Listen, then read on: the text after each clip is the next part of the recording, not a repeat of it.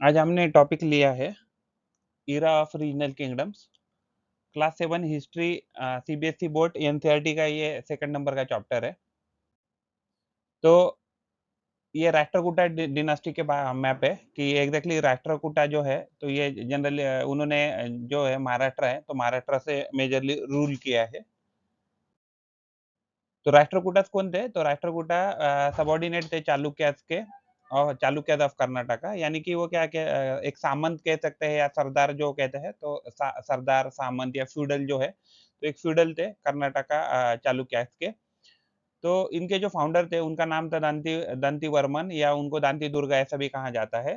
तो राष्ट्र का कूटा का जो भी चीफ थे, तो राष्ट्रकूटा को चीफ को उन्होंने ओवरथ्रो किया, और तभी कीर्तिवर्मन जो थे, तो उनको उन्होंने गद्दी से हटाया, यानी कि ये चालुक्य रूलर थे। और फिर उन्होंने क्या किया, तो अपना जो खुद का राष्ट्रकूटा का जो भी है, तो रूल एस्टेब्लिश किया डेक्कन में।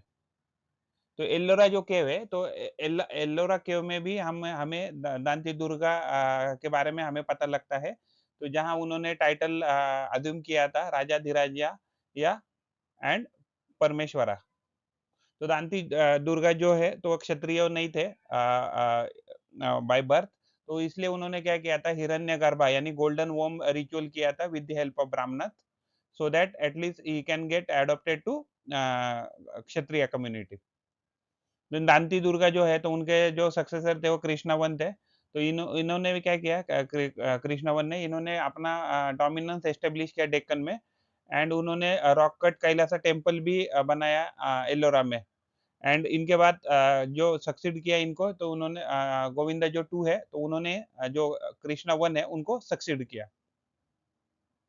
तो ध्रुवा क्या है, तो ध्रुवा इनका जो एक ग्रेटेस्ट रूलर था राष्ट्रकूटा का, राष्ट्रकूटा किंगडम का।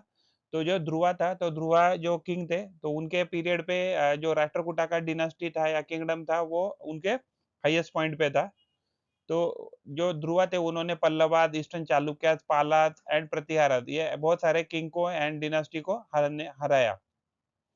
तो ध्रुवा जो है, तो ये फर्स्ट रूलर थे कि जिन्होंने डेक्कन से कन्नौज के ऊपर अपना किंगडम एस्टेब्लिश किया, and they won the Kannauj. Kannauj में यानी अभी का कानपुर कह सकते हैं, कि जो उत्तर प्रदेश में आता है।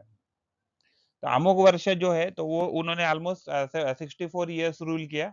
तो उन्होंने जो कैपिटल है, तो कैपिटल जो फाउंड किया था वो मान्यखेत है, या मालखेड़ भी कहा जाता है उस टाइम पे। तो अभी का जो प्रेजेंट है सोलापुर है महाराष्ट्र। तो वो किसका कैपिटल था उसको पहले मान्यखेत या मालखेड़ कहते थे। तो ये अमोघ वर्षा जो है उन्होंने एस्टेब्लिश किया था, और ये कैपिटल सोलापुर महाराष्ट्र में है। तो राष्ट्रकूटा जो है, तो उनका रूल ऑलमोस्ट 200 ईयर्स पे रहा। मेजरली इनका रूल कहाँ था, Maharashtra and near by areas में था। तो ये पालास का एम्पायर है। तो ये जो है, तो ये जो रीजन है, तो ये पाला जो किंगडम है, कि जो वेस्ट बंगाल में एस्टेब्लिश हुआ था, तो ये उसका मैप है। तो यहाँ से एग्जैक्टली एस्टेब्लिश होके ये लगभग यहाँ तक, यानी कि पंजाब कश्मीर का एरिया जो है, तो वहाँ भी कुछ पोर्शन उन्होंने उसको जीत लिया था। तो पालास कौन थे? तो पाला जो थे, तो उसके जो फाउंडर है, तो उनको गोपाला से कहा जाता है। एंड ईस्टर्न इंडिया में यानी कि बंगाल में उन्होंने अराउंड 750 के अराउंड उन्होंने क्या किया, अपना किंगडम एस्टेब्लिश किया। तो उन्होंने यूनिफाई किया बंगाल को, एंड इवन उन्होंने मगधा है यानी बिहार जो है उसको जीत लिया, और उसको अनेक्स कर लिया अपने किंगडम में। तो देवपाला जो है, तो उनके लास्ट पावरफुल पाला रूलर थे। तो उन्होंने जो है, देवपाला है, उन्होंने प्रगज्योतिषपुर यानी अभी का जो असम है, तो उसको जीत लिया था। इवन कुछ पार्ट्स ऑफ ओडिशा है उसको भी जीत लिया था, and part of modern day जो नेपाल है उसके भी कुछ पार्ट देवपाला ने जीत लिए थे। तो तिबेटन अगर क्रोनिकल के एग्जाम्पल रेफरेंस ले ले, तो उस वहां से हमें पता लगता है कि जो पाला रूलर थे, वो ग्रेट पैटर्न थे बुद्धिस्ट के, यानी कि जो बुद्धिस्ट रिलीजन है उसको बहुत सारे वो फॉलोअर्स फॉलो करते थे, एंड उसको वो ग्रो करने के लिए भी उन्होंने बहुत सारी कोशिश की। एंड इवन जो बुद्धिस्ट लर्निंग एंड टीचिंग है या बुद्धिस्ट रिलीजन है, तो उसको भी पाला जो रूलर है बहुत सारा फॉलो करते थे। तो सोमपुरा महावीरा यानी कि ग्रेट मोनेस्ट्री है पहाड़पुर में, जो अभी फिलहाल बांग्लादेश में है। तो वो रिनोन्ड इंटेलेक्चुअल सेक्टर था, कि जो बिल्ड एंड पैट्रोनाइज किसने किया था, तो पाला रूलर ने उसको बनाया एंड पैट्रोनाइज किया था। उसके बाद हम पढ़ेंगे गुर्जरा या गुजारा प्रतिहारात, गुर्जारा भी कहते हैं। तो गुर्जरा प्रतिहारात या उसको प्रतिहारात एम्पायर भी कह सकते हैं। तो ये राजस्थान का जो एरिया है, वहाँ से एक्चुअली गुर्जरा प्रतिहारात या प्रतिहारात का जो किंगडम है, तो ये स्टार्ट हुआ। तो प्रतिहारत कौन थे? तो ये इनको गुर्जारा प्रतिहारत ऐसा भी कहा जाता है। तो ये एग्ज़ैक्टली पहले क्या करते थे कि अलग-अलग ये करते थे, बिज़नेस करते थे, ऑक्यूपेशन करते थे। लेकिन बाद में क्या हो गया, उन्होंने अपने मिलिट्री पावर के ऊपर राजस्थान में क्या किया, बहुत बड़ा अपना किंगडम एस्टेब्लिश किया। तो नागाभट्टवन जो है, तो ये फर्स्ट प्रोमिनेंट प्रतिहारा के किंग थे। तो मिहिरा भोजा जो है, तो ये इनको real founder of Pratihara empire कहा जाता है, क्योंकि ये he was a very big king and he built empire of the Pratihara. And उन्होंने क्या किया था, कन्नौज को भी वापस जीत लिया था। And which remained the capital of Pratihara for the almost century, यानी ये जो कन्नौज है यानी कानपुर जो है, तो ये उनका कैपिटल ऑलमोस्ट 100 ईयर्स तक रहा था। They rule the north India from the 9th century, early 9th century to the middle of the 10th century, यानी कि अर्ली 9th सेंचुरी से middle of 10th century, almost हम कितने कह सकते हैं, तो ऑलमोस्ट 150 ईयर्स उन्होंने रूल किया। तो रिपीटेड उनको क्या किया, राष्ट्रकूटा ने रिपीटेडली हराया, तो इसकी वजह से उनका डाउनफॉल चालू हो गया एंड फाइनली ये जो किंगडम है ये खत्म हो गया। तो मीरा भोजा जो थे, किंग जो थे, तो he was a devotee of Krishna, और उन्होंने टाइटल अडॉप्ट किया था आदि वराहा। तो एडमिनिस्ट्रेशन ऑफ किंगडम, तो जो बहुत सारे किंगडम थे, तो उन्होंने बहुत सारे टाइटल अडॉप्ट किए थे गद्दी पे आने के बाद या किंगडम एस्टेब्लिश करने के बाद, जैसे महाराजा, आदिराजा, त्रिभुवना, चक्रवर्ती। तो ये बहुत सारे उन्होंने टाइटल अडॉप्ट किए थे। तो जो न्यू किंग थे, तो वो उन्होंने अपनी पावर, जो जिन्होंने नए किंगडम एस्टेब्लिश किए थे, तो उन्होंने तो पावर किसके साथ, सामंत, ब्राह्मण, पीजेंट, ट्रेडर, उनके साथ अपनी पावर शेयर की। तो एवरी स्टेट में क्या था, पीजेंट, आर्टिजन, कैटल कीपर्स, ये जो थे, तो इनको कुछ उनका जो भी इनकम है, तो उनका प्रोड्यूस का कुछ हिस्सा क्या किया जाता था, स्टेट को देना, उनको कंपल्सरी देना पड़ता था। और ये जो जो भी उससे हिस्सा मिला है, तो उसको एज क्या करते थे, वो एज अ टैक्स या रेवेन्यू उसको यूज करते थे। या sometime this resources were claimed as a rent, तो समटाइम क्या होता था कि ये जो रिसोर्सेज को एज अ रेंट की तरह लिया जाता था, यानी कि जो किंग है या ओवरलॉर्ड है, तो इसका सारा प्रॉपर्टी है एंड सारा जो भी स्टेट में जो भी प्रॉपर्टी है, तो ये किसका रहेगा, तो किंग का रहेगा। एंड जो भी लोग उसको यूज कर रहे हैं, तो वो किंग को रेंट देंगे, ऐसे समझा जाता था। तो रेवेन्यू जो था, तो रेवेन्यू भी कलेक्ट किया जाता था ट्रेडर से।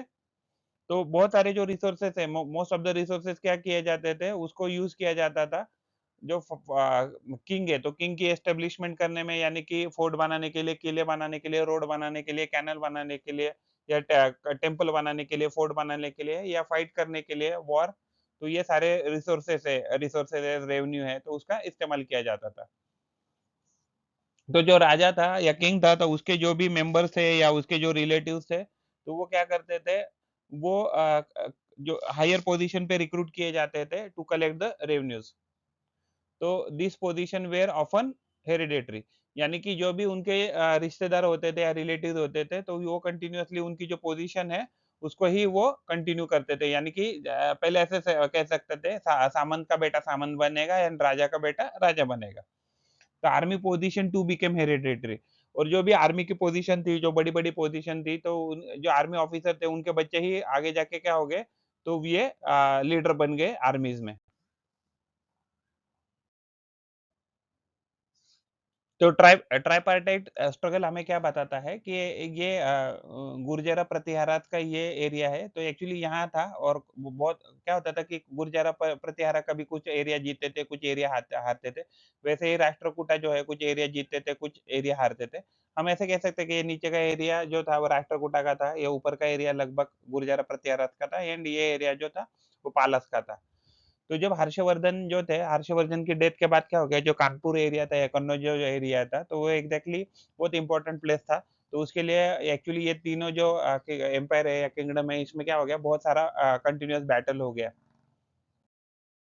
तो एक्चुअली उनको कन्नौज क्यों चाहिए था, ट्राइपार्टाइट स्ट्रगल कन्नौज के लिए क्यों हुआ? तो जो कन्नौज था, वो सिंबल था sovereignty and central of political development in north India. यानी कि कन्नौज जिसके पास है वही रूलर है नॉर्थ इंडिया का, ऐसा पहले समझा जाता था। तो और कन्नौज क्या था, बहुत बड़ा इंपॉर्टेंट सेंटर भी था ट्रेड एंड कॉमर्स का। तो कन्नौज के पास बहुत सारी फर्टाइल लैंड थी एग्रीकल्चर के लिए, जिसके वजह से क्या होता था, गंगेटिक वैली के प्रेजेंस की वजह से बहुत सारा एग्रीकल्चर लैंड, फर्टाइल लैंड था, तो वहां से क्या होता था, बहुत सारा प्रोड्यूस भी आता था एंड बहुत सारा टैक्सेस भी कलेक्ट होता था। तो जो भी नए किंगडम थे, तो वो सारे इंटरेस्टेड थे टू कंट्रोल द कन्नौज। तो थ्री मेजर एम्पायर जैसे राष्ट्रकूटा, पाला and Pratihara, they continuously fought over the Kannauj, यानी कि 752 अराउंड 1000 बीसी सी तक क्या हो गया, तो ये तीनों किंगडम ने बहुत सारा लड़ाई लड़ा है टू विन द कन्नौज। तो prolonged struggle weakened the three dynasties and led to their ultimate decline। तो क्या हो गया कि कंटिन्यूअसली इन किंगडम के एम्पायर के बीच में क्या हो गया, कंटिन्यूअसली फाइट हो गया, तो इसके वजह से क्या हो गया, उनके रिसोर्सेज डिप्लीट हो गए and over the period of time ये किंगडम क्या हो गए, वीक हो गए, और जो दूसरे किंगडम थे उन्होंने आसानी से उनको हरा दिया। तो प्रशस्तिज क्या है, तो ये प्रशस्तिज का फोटो है, तो ये एग्जैक्टली पेपर पे प्रशस्ति बनाई गई है। हाँ, तो और ये जो है, तो ये कॉपर प्लेट पे बनाई गई प्रशस्ति है। तो प्रशस्तिज क्या है, तो these were compose by the ब्राह्मण, तो ये जो स्कॉलर स्कॉलर ब्राह्मण जो होते थे, तो ये ही उनको लिखते थे। और ये एग्जैक्टली बहुत सारे टाइम क्या होते थे कि जो भी कोर्ट ऑर्डर है, तो राजा को भी अपना ऑर्डर लोगों के साथ पहुंचाने के लिए या दूसरे किंगडम के पास पहुंचाने के लिए उसका इस्तेमाल करते थे। तो डिटेल्स कंटेंट, यानी कि इसमें जो लिखा है वो कंप्लीटली ट्रू होगा, इसका कोई गारंटी नहीं है। लेकिन क्या है कि एक्चुअली ये प्रशस्ति है, ये बहुत सारी हमें इन्फॉर्मेशन देती है कि कैसे जो किंग जो थे, तो उन्होंने कैसे अपना कैसे उनको डिपिक्ट करना चाहिए या उनको कैसे आने वाले जनरेशन ने जानना चाहिए, तो ये हम उसे कंक्लूड कर सकते हैं। तो prashasti, this prashasti either paper और copper may not give the 100% correct information, but actually will get a general idea कि what exactly the kings were expected to be shown for the future generation. तो राजपूत थे, तो राजपूत क्या थे, तो ये भी नॉर्थ इंडिया के जो है, तो नॉर्थ इंडिया में एक बड़ा एम्पायर या किंगडम उन्होंने अलग-अलग राजपूत ने एस्टेब्लिश किया। तो ये पृथ्वीराज चौहान जी का फोटो है, किंग पृथ्वीराज चौहान। तो ये एक्चुअली जो राजपूत जो किंगडम में थे, उन्होंने डोमिनेट किया नॉर्थ इंडिया को from 8th century to 12th century तक। तो ये इम्पोर्टेंट क्लैन था in medieval history north India. तो राजपूत क्लैन जो है, यानी कि बहुत सारे एक्चुअली अलग-अलग राजा थे कि जो राजपूत किंगडम से थे। राजपूत यानी राजा का पुत्र।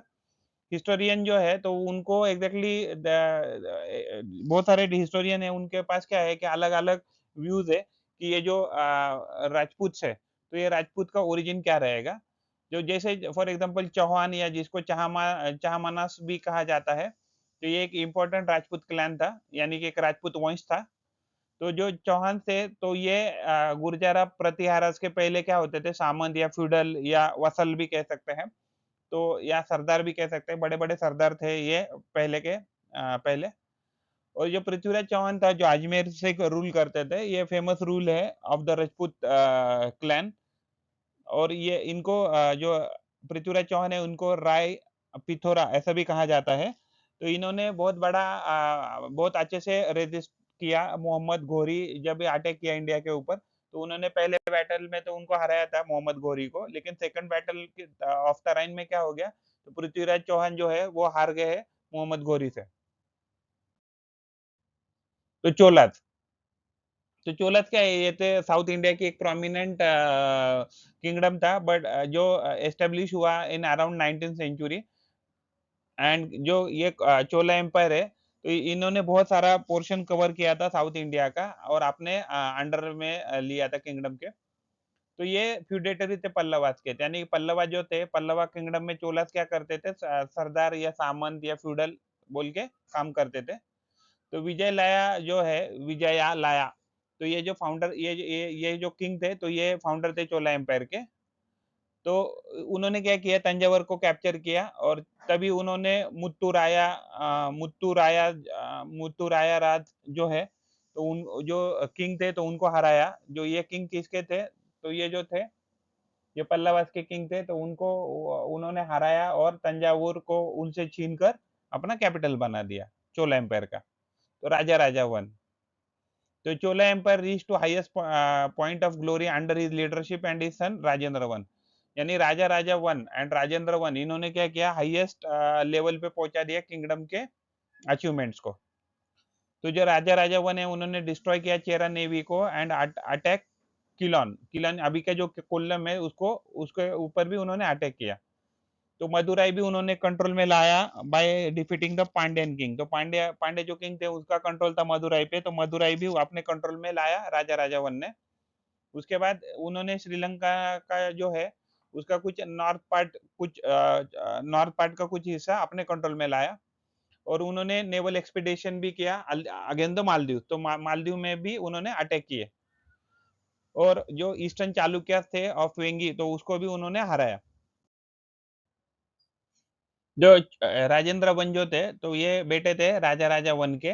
तो इन्होंने अपने रूल में श्रीलंका को कंप्लीटली अपने कंट्रोल में ला लिया एंड अनेक्स कर लिया। तो उन्होंने चोला सुप्रीमेसी एस्टेब्लिश की by defeating Chera and Pandya, Pandya region के ऊपर। यानी यानी उन्होंने चेरा एंड पांड्या किंग जो थे, उनको हराया राजेंद्र वन ने। तो उन्होंने बंगाल एक्सपीडिशन भी किया, यानी कि साउथ से कहाँ तक गए, वो नॉर्थ तक गए, गंगा रीजन तक। और उनकी आर्मी ने क्या किया, गंगा रीजन को क्रॉस किया एंड बहुत सारे जो लोकल रूलर्स थे वहां के, तो उनको डिफीट किया। तो जब उन्होंने ये बहुत सारे वहां के रूलर्स, लोकल रूलर्स को जब डिफीट किया, तो उन्होंने राजेंद्र वन ने टाइटल अडॉप्ट किया गंगाई कोंडा चोला। तो ऐसा, यानी कि उसका मीनिंग होता है the Chola king who conquered the Ganga river, यानी कि ऐसा चोला किंग जिसने क्या किया, गंगा रिवर और उसके रीजन में क्या किया है, अपना पावर एस्टेब्लिश किया है। तो जो राजेंद्र वन है, उन्होंने अपना नया कैपिटल गंगाईकोंडा चोलापुरम में एस्टेब्लिश किया। और उन्होंने नेवल एक्सपीडिशन भी ये किया, नेवल एक्सपीडिशन किया अगेंस्ट द श्री विजय, जो इंडोनेशिया के में रूल करते थे। तो ये जो श्री विजय थे, जो जिन जहाँ इंडोनेशिया में, वो क्या करते थे, जब भी इंडियन शिप वहां जाती थी, तो इंडियन शिप को वो हाइंड्रेंस क्रिएट करते थे और वो ज्यादा टैक्सेस वसूल करते थे इंडियन ट्रेडर से। इसकी वजह से इंडियन ट्रेडर्स क्या है, वहाँ अच्छे से बिजनेस नहीं कर पाते, इवन इंडिया। तो इसकी वजह से क्या हो गया, तो राजेंद्र वन जो है, तो उन्होंने नेवल एक्सपीडिशन किया अगेंस्ट श्री विजय, इसमें उन्होंने उनको हराया। और इसकी वजह से क्या हो गया, कि जो भी हैंडल्स कॉज किया था श्री विजय ने फॉर द इंडियन ट्रेडर, तो तो ये भी हट गया एंड प्लस ये एरिया इनके कंट्रोल में भी आ गया राजेंद्र वन के। एंड जो ट्रेड विद चाइना जो है, वो भी इंक्रीज हो गया। तो राजेंद्र वन जो है, उन्होंने बहुत सारे प्लेसेस ऑक्यूपाई की ईस्ट एशिया में, जैसे कादाराम यानी केदा, मलाय पेनिनसुला भी उन्होंने कंट्रोल में लिया। इवन सुमात्रा के जो भी आइलैंड्स है, वो भी उन्होंने कंट्रोल में ले लिए। तो जो राजेंद्र वन जो है, राजेंद्र वन के बहुत सारे सक्सेसर ने क्या किया, चोला किंगडम को सस्टेन करने के लिए या ग्रो करने के लिए बहुत कोशिश किया। लेकिन क्या हो गया, ये लोग क्या, जो उनके सक्सेसर थे, वो खुद में ही फाइट करते रहे, जिसकी वजह से क्या हो गया, चोला किंगडम वीक हो गया। तो Rajendra three was the last Chola ruler who was defeated by the Pandya king Jatavarman Sundara Pandya two. तो यानी कि पांड्या जो किंगडम है, तो पांड्या किंगडम ने चोला किंगडम को फाइनली हरा दिया, यानी कि लास्ट रूलर था चोला किंगडम का राजेंद्र थ्री। और इसके इसके बाद क्या हो गया, तो चोला एम्पायर जो है, वो मर्ज हो गया पांड्या किंगडम में। तो चोला चोला प्रोविंशियल एडमिनिस्ट्रेशन, यानी वो एडमिनिस्ट्रेशन कैसे चलाते थे, तो पूरा जो एम्पायर है चोलास का, वो अलग अलग प्रोविंसेस में डिवाइड किया था। अलग अलग प्रोविंसेस मंडलम में डिवाइड किए गए थे। और मंडलम जो है वाला नाडुज में, यानी डिस्ट्रिक्ट में डिवाइड किए थे। और जो डिस्ट्रिक्ट या वाला नाडुज है, उसको नाडुज में यानी ग्रुप ऑफ विलेज में ये किया था, डिवाइड किया गया था। एंड हर एक के ऊपर, यानी एम्पायर तो was ruled by the king, but जो प्रोविंसेस थे, वो गवर्नर है या डिफरेंट डिफरेंट ऑफिसर्स है, जो डेप्यूट किए थे चोला किंग ने टू मॉनिटर। तो उनके चोला किंगडम में तनीवर यानी कि लार्ज टाउनशिप होता था, कि जिसका एक सेपरेट एडमिनिस्ट्रेटिव यूनिट होता था। आज के डेट में अगर हम बोले, तो हम उसको क्या कह सकते हैं, नगर पंचायत या नगर परिषद, नगर पंचायत या महानगर पालिका समथिंग। तो मंडलम जो थे, तो मंडलम का जो कंट्रोलर था, तो वो कौन था, गवर्नर था। वो जनरली कौन कौन होता था, तो जो रॉयल फैमिलीज होती थी या जो राजा है, तो राजा के फैमिली में से ही कोई तो मेंबर होता था, जो उस पर्टिकुलर मंडलम का इंचार्ज होता था। यानी प्रोविंसेस है, प्रोविंसेस के नीचे आएगा मंडलम। तो रूरल एडमिनिस्ट्रेशन क्या कैसे करते थे, तो रूरल एडमिनिस्ट्रेशन में थ्री टाइप ऑफ असेंबलीज होती थी चोलास किंगडम में। उर होता था, सभा होता था, या महासभा कह सकते हैं, या नगरम हो कह सकते हैं। तो उर जो है, तो ये general assembly of common villages होता था, या कॉमन पीपल भी कह सकते हैं। तो ये इसमें सारे लैंड होल्डर्स आते थे, जिनके पास सभी क्लासेस के जो भी लैंड होल्डर्स थे, तो वो इसमें आते थे। तो इसमें क्या होता था कि बहुत सारी डिग्री ऑफ ऑटोनॉमी हर एक ऊर को दी जाती थी, यानी कि जो ऊर है, तो ऊर अपना-अपना डिसीजन विलेज लेवल पे ले सकता है and they can independently run their administration. उसके बाद जो सभा होता था, तो सभा क्या होता था? Sabha are the villages which are being owned by the Brahmin settlement, और जो भी वहाँ की लैंड है वो ब्राह्मीण को दी जाती थी। तो land belong to the Brahmins often received rent free land grant as a brahmadeya. तो जो सभा होती थी, तो सभा का एग्ज़ैक्टली जो ओनर है, वो सभा के जो भी विलेजेस है, वहाँ का लैंड ओनर ब्राह्मीण होते थे, और उनको ब्राह्मीण को ये लैंड क्या होती थी कि रेंट फ्री दी जाती थी बाय द किंग। नगरम क्या होता था? नगरम यानी कि बहुत बड़े ट्रेड सेंटर है, जहाँ बहुत सारी need and interest of the trader and merchant जो है, तो ये की जाती है, कैरी की जाती है। तो इसको ही क्या कहते हैं? तो इसको ही नगरम ऐसा कहा जाता है। तो नगरम एक बड़ा ट्रेड सेंटर होता था। आज के डेट में हम कह सकते हैं कि बड़ी कमर्शियल सिटी कह सकते हैं या इकोनॉमिक सिटी कह सकते हैं। तो चोलास के टाइम पे एग्रीकल्चर एंड इरिगेशन। तो चोलास वेर नोइंग कि water supply is very much important for the agriculture prosperity. तो इसलिए उन्होंने क्या किया था, बहुत सारे इरिगेशन सिस्टम को डेवलप किया था। तो ये हमें सारा सब प्रशस्ति है या जो भी कुछ रिटर्न सोर्सेस है या कुछ मॉन्यूमेंटल सोर्सेस है, उससे हमें पता लगता है। तो इसमें बहुत सारा रिवर्स को यूज़ किया इरिगेशन के पर्पज़ के लिए। जैसे फॉर एग्ज़ाम्पल जो कावेरी रिवर थे, तो यहाँ बहुत सारे इरिगेशन प्रोजेक्ट उन्होंने इम्प्लीमेंट किए थे। तो एम्बैंकमेंट भी किया था रिवर का या कैनल का, जिसकी वजह से फ्लडिंग जो है उसको प्रिवेंट किया जा सके। तो मेनी कैनाल, डैम, टैंक ये उन्होंने क्या किया, वेल उन्होंने कंस्ट्रक्ट किए थे for the irrigation and for irrigation of the agriculture purpose. तो रेवेन्यू जो सिस्टम होता था, रेवेन्यू यानी कि पैसा कैसे आता था चोला किंग के पास। तो लैंड रेवेन्यू जो था, तो वो इम्पोर्टेंट सोर्स था। उसके बाद रेवेन्यू कलेक्ट किया जाता था कैश में या काइंड में, यानी कि जो फार्मर होते थे, पीजेंट्स होते थे, they were allowed to give in cash और इन काइंड, यानी कि अदर देन पैसा वो डायरेक्टली वस्तु भी कुछ राजा को दे सकते हैं या किंगडम को दे सकते हैं।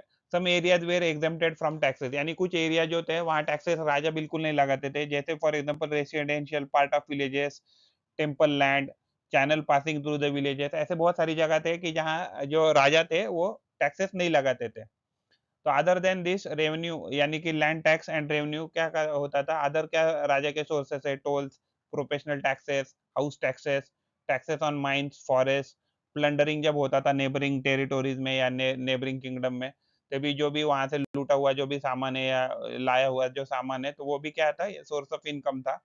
और along with that trade and commerce भी करता था, तो ये भी सोर्स ऑफ इनकम था किंगडम या एम्पायर के लिए। तो ये टेम्पल है, बृहदेश्वरा टेम्पल, तंजावुर। तो बहुत अच्छा-सा आर्किटेक्चर एंड जो टेम्पल थे, जो जो चोला किंगडम थे, तो ये टेम्पल एंड आर्किटेक्चर ये बहुत क्या था, पीक पे था। कैलाशनाथ टेम्पल का कांचीपुरम का ये फोटो है। तो आप देख सकते हैं कि कितना डिटेल में और कितना अच्छे से बहुत बेहतरीन तरीके से ये उन्होंने आर्किटेक्चर बनाया है एंड टेम्पल बनाया है। तो ये गंगाईकोंडा चोलापुरम टेम्पल है, तो ये इसका फोटो है। तो ये भी गंगाईकोंडा चोलापुरम जो टेम्पल है उसका ये फोटो लिया है। तो ये बृहदेश्वरा टेम्पल है, तो इसका स्कल्पचर का ये फोटो है। तो ये कुछ स्कल्पचर्स है जो बृहदेश्वरा टेम्पल से लिए है। और ये कैलाशनाथ टेम्पल जो कांचीपुरम है, तो यहाँ से भी कुछ स्कल्पचर का ये फोटो लिए गए हैं। तो आप देख सकते हैं कितना डिटेलिंग में ये सारा क्राफ्टमैनशिप या आर्टिज़नशिप उस टाइम पे डेवलप हुआ था। तो चोला जो थे, तो temple architecture. So the period of Chola Empire marks as a glorious era in the history of South Indian temple architecture, यानी कि टेम्पल आर्किटेक्चर कहाँ था, चोला के टाइम पे पीक पे था। तो आर्किटेक्चर जो भी उन्होंने स्टाइल अडॉप्ट किया था चोला ने, उसको द्रविड़ा स्टाइल ऑफ आर्किटेक्चर कहा जाता है। तो राजा राजा वन जो है, तो उन्होंने टेम्पल ऑफ कैलाशनाथ जो कांचीपुरम में है, एंड बृहदेश्वरा जो टेम्पल है तंजौर में, ये राजा राजा वन ने बनाया था। इवन गंगाई कोंडा चोलापुरम जो है, तो ये भी चोला किंग ने ही टेम्पल बनाया था। तो स्कल्पचर्स की बात करें, तो जो बृहदेश्वरा टेम्पल का हमने अभी फोटो जो देखा जो तंजावुर में है, this is the most matured example of Chola workmanship. तो यानी कि जो भी वहाँ के स्टैच्यूज़ है या जो भी स्कल्पचर्स है या जो भी आइडल्स है, तो उसकी जो भी आप कारीगरी देखेंगे तो आप देखेंगे it is the best of that particular time. Even today also it will be considered as the best only. तो उस टाइम पे क्या हो गया, बहुत सारे क्राफ्ट्समैन जो थे, तो वो उन्होंने महारत हासिल की थी ब्रॉन्ज इमेजेस बनाने में। तो जैसे for example dancing figure of Lord Shiva जो है, तो नटराजा जो है, तो नटराजा की जो मूर्ति है, तो उस टाइम पे ही बनाई गई थी।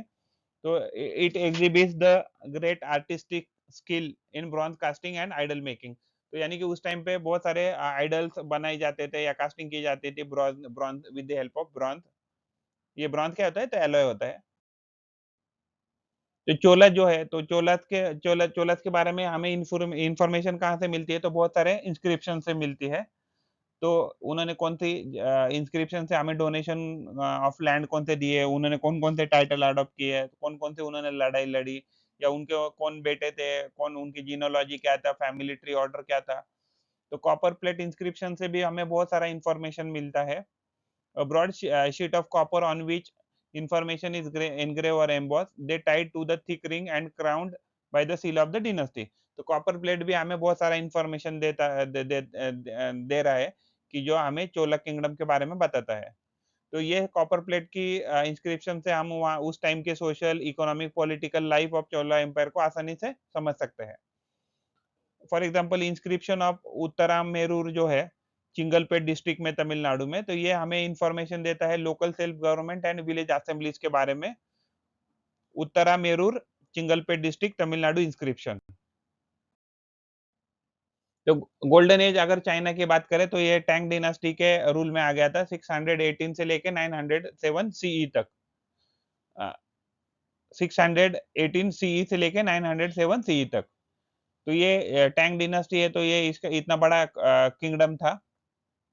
तो under the Tang China emerge as the most powerful and prosperous country in the world. तो जो टैंग जो थे, तो किंग टैंग के अंडर बहुत अच्छे रूलर आ गए, तो इसमें क्या हो गया, तो China emerge as the most powerful and prosperous country in the world at that particular time. तो टैंग टैंग जो थे, किंग जो टैंग थे, तो उन्होंने क्या किया, जो भी गवर्नमेंट ऑफिशियल होते थे या ब्यूरोक्रेट होते थे, उनको सिर्फ एग्जामिनेशन के बाद ही रिक्रूट किया जाता था।